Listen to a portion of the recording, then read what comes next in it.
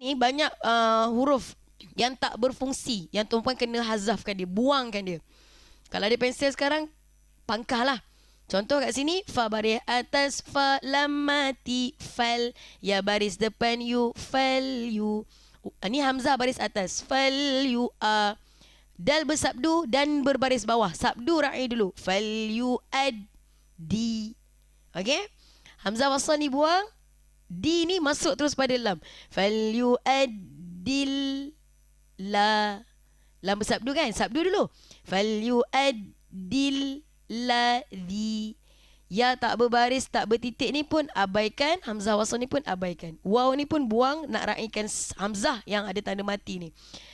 Fal you adil ladhi tumina amanatahu.